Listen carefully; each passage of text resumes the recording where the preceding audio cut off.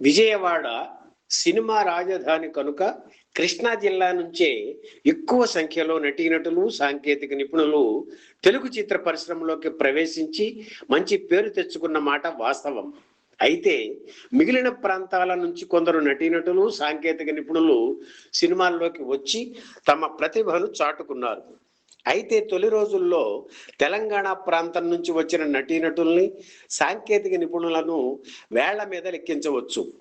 నిజం చెప్పాలంటే కళకు ప్రాంతీయ భేదాలు ఉండవు, భాషాపరమైన రిజర్వేషన్స్ ఉండవు. ప్రతిభ ఒక్కటే కొలమానం.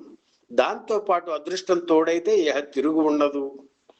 అలా తెలంగాణ ప్రాంతం నుంచి తెలుగు చిత్ర పరిశ్రమలోకి ప్రవేశించి సక్సెస్ అయిన వాళ్లలో ఆ రోజుల్లో కాంతారావు, డాక్టర్ ప్రభాకర రెడ్డి, త్యాగరాజు ప్రముఖులు. ఇహ ఇప్పుడు పెద్ద సంఖ్యలో తెలంగాణ కళాకారులు, సాంకేతిక నిపుణులు చిత్ర పరిశ్రమలోకి ప్రవేశించి తమ తమ సత్తా చాటుతున్నారు. మంచి పర్సనాలిటీ, చక్కని అభినయం కలిగి విలన్ అంటే ఇలాగే ఉండాలి అనిపించుకున్న పగడాల త్యాగరాజు నాయుడు సినీ జీవిత విశేషాలు సేకరించి మీకు అందిస్తున్నాం. త్యాగరాజు స్వస్థలం వరంగల్. 1941 జనవరి 29న పుట్టారు. ఆయన తండ్రి పేరు నారాయణ స్వామి, తల్లి పాడుయతి రాజమ్మ. తండ్రి పీడబ్ల్యూడిలో సూపరింటెండెంట్గా పనిచేసేవారు. త్యాగరాజుది విద్యావంతుల కుటుంబం అని చెప్పాలి. ఆయన అన్నలు, తమ్ముళ్ళు బాగా చదువుకొని మంచి పొజిషన్లో ఉండేవారు. అలాగని త్యాగరాజు కూడా తక్కువేమీ కాదు. బిఏ చదివి ఎల్ఎల్బి పట్టా పుచ్చుకున్నారు. త్యాగరాజుకి చిన్నతనం నుంచి నాటకాలంటే ఆసక్తి ఉండేది. విద్యార్థి దశలో నాటకాల్లో నటించేవారు. కొన్ని నాటకాల్లో స్త్రీ పాత్రలు కూడా పోషించారనుకోండి. నటన మీద ఉత్సాహంతో నటీనటులు కావాలను అని ఆనాటి పత్రికల్లో ప్రకటన వస్తే చాలు వెంటనే అన్నింటికి ఉత్తరాలు రాసేవారు త్యాగరాజు. అవసరమైతే అమ్మ దగ్గర డబ్బు అడిగి తీసుకుని మరీ పంపించేవారు. 6వ తరగతి చదువుతున్నప్పుడు ఒకసారి ఇలాగే ఉత్తరం రాస్తే బొంబాయి నుంచి ఇంటర్వ్యూకి రండి అంటూ సమాధానం వచ్చింది. ఆ లెటర్ అమ్మకు చూపించారు త్యాగరాజు. కానీ కుటుంబ ఆర్థిక పరిస్థితి బాగోలేకపోవడంతో డబ్బు లేక తల్లి యతిరాజమ్మ వద్దన్నారు. కానీ చిన్నవాడు కదా, త్యాగరాజు వినిపించుకోలేదు. బొంబాయి వెళ్ళి తీరాల్సిందే, లేకపోతే అన్నం తిననని మారం చేశారు. తెలంగాణ హీరో జయరాజ్ వారికి బంధువు కావడంతో కొడుకుని వెంట పెట్టుకుని బొంబాయి వెళ్ళి ఆయన్ని కలిసింది యతిరాజమ్మ. చిన్నతనంలోనే నటనంటే త్యాగరాజుకు ఉన్న ఆసక్తిని జయరాజ్ అభినందించి, నీది చిన్న వయసు, గ్రాడ్యుయేషన్ పూర్తయ్యాక సినిమాల్లో అవకాశాల కోసం ట్రై చెయ్యి అని నచ్చపి పంపించారు. అప్పుడు త్యాగరాజు కాలేజీలో చేరారు.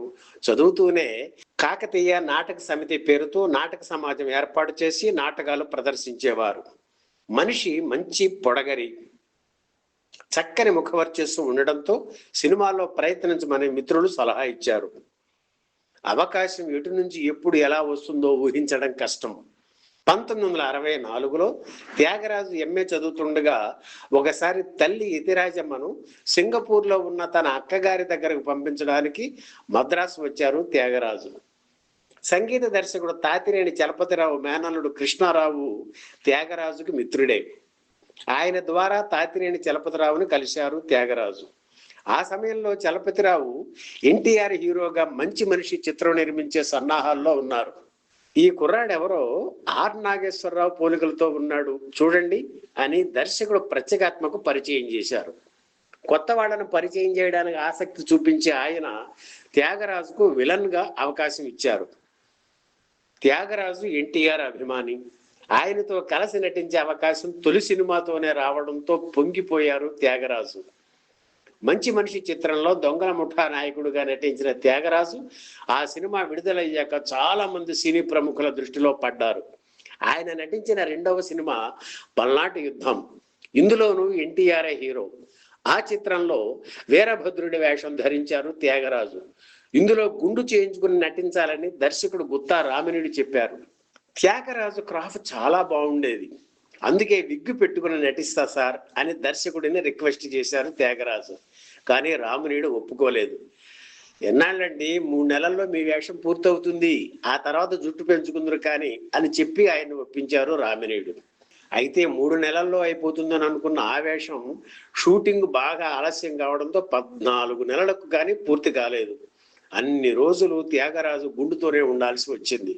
కాకపోతే చిత్రంలోని వీరభద్రుడి వేషం బాగా క్లిక్ అవ్వడం వల్ల ఆ సినిమా చూసిన దర్శక నిర్మాత బిఎన్ రెడ్డి తను తీయబోయే రంగుల రాట్నం సినిమాలో ఆయనకు మంచి వేషం ఇచ్చారు.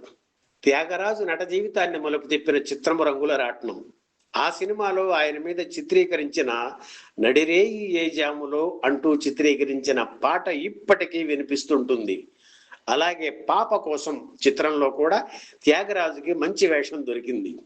నటుడిగా మంచి పేరు వచ్చింది, కానీ ఆ తర్వాత సరైన వేషాలు పడలేదు. అటువంటి తరుణంలో ఆయన్ని జానపద బ్రహ్మ విఠలాచార్య ఆదుకున్నారు. ఎన్నో జానపద చిత్రాల్లో మంచి వేషాలు ఇచ్చి ప్రోత్సహించారు. ఆ తర్వాత క్రైమ్ చిత్రాలు రాజ్యమేలుతున్న తరుణంలో చాలా చిత్రాల్లో విలన్ గా నటించారు త్యాగరాజు. అలాగే హీరో కృష్ణ నటించి నిర్మించిన అల్లూరి సీతారామరాజు చిత్రంలో బాస్టియన్ పాత్ర అద్భుతంగా పోషించి మంచి పేరు తెచ్చుకున్నారు. ఉన్నట్లుండి క్రైమ్ చిత్రాల హవా తగ్గి మళ్ళీ సాంఘిక చిత్రాల జోరు మొదలైనప్పుడు నటుడిగా ఇక నా పని అయిపోయింది, నాకు వేషాలు ఎవరిస్తారు అని నిరాశ చెందిన తరుణంలో ఆయన మిత్రుడు నటుడు ప్రభాకర రెడ్డి గాంధీ పుట్టిన దేశం చిత్రంలో మంచి పాత్ర ఇచ్చారు. ఆ రోజున ఆయన అలా నన్ను ఆదుకోకపోతే వరంగల్ తిరిగి వెళ్ళిపోయి వ్యాపారం చేసుకోవాల్సి వచ్చేదని త్యాగరాజు ఎన్నో సందర్భాల్లో చెప్పేవారు. త్యాగరాజు చాలా మంచివాడు, సరదా అయిన మనిషి, స్నేహపాత్రుడు. ఎవరేమి అన్నా హేళన చేసి మాట్లాడినా నవ్వేసి ఊరుకునేవారు, పట్టించుకునేవారు కాదు. తను ఎంత బిజీగా ఉన్నప్పటికీ తీరిక చేసుకుని నాటకాల్లో నటించేవారు. తన మిత్రుడు ప్రభాకర్ రెడ్డి నెలకొల్పిన ప్రభాకర్ థియేటర్స్ తరఫున ఎన్నో నాటకాల్లో నటించారు. త్యాగరాజుకు తమిళ, హిందీ భాషలు వచ్చు. హైదరాబాద్లో కొన్ని హిందీ నాటకాలు కూడా ప్రదర్శించారు.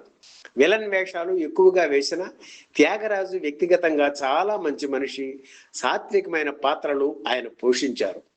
శ్రీ షిరిడి సాయిబాబా మహాత్మ్యం చిత్రంలో త్యాగరాజు పోషించిన పాత్రను, ఆయనపై చిత్రీకరించిన సాయి శరణం బాబా శరణం పాటను కూడా అంత తేలికగా మర్చిపోగలమా?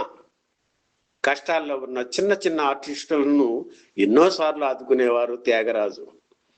ఇందిరాగాంధీ అంటే త్యాగరాజుకు ఎంతో అభిమానం. ఆవిడ హత్యకు గురి అయినప్పుడు ఆ 10 రోజులు కొడుకు పట్టినట్లు దీక్ష పట్టారు. 400కి పైగా చిత్రాల్లో నటించిన చివరి సినిమా ఈవీవి దర్శకత్వంలో రూపొందించిన ప్రేమ ఖైదీ. ఇక త్యాగరాజు వ్యక్తిగత విషయాలకు వస్తే తన అక్క కుమార్తెను పెళ్లి చేసుకున్నారు. వీరికి పిల్లలు లేరు. తన అన్న సుందరరాజు నాయుడు పెద్ద కుమారుడిని దత్తత తీసుకున్నారు. అన్నగారి కుమార్తె అనితను బాగా చదివించారు. తన తల్లి యతిరాజమ్మ జీవిత కథను మదర్ ఆఫ్ ఇండియా పేరుతో సినిమాగా తీయాలని స్క్రిప్ట్ రాయించారు. నిర్మాణం ప్రారంభించే లోపే, అంటే 1991 ఫిబ్రవరి 25న గుండెపోటుతో మరణించారు. 50 ఏళ్లకే మన అందరినీ వదిలి వెళ్ళిపోయిన మంచి మనిషి త్యాగరాజు. ఈ వీడియో మీకు నచ్చితే లైక్ చేయండి, షేర్ చేయండి, వెంటనే సబ్స్క్రైబ్ కూడా చేయండి.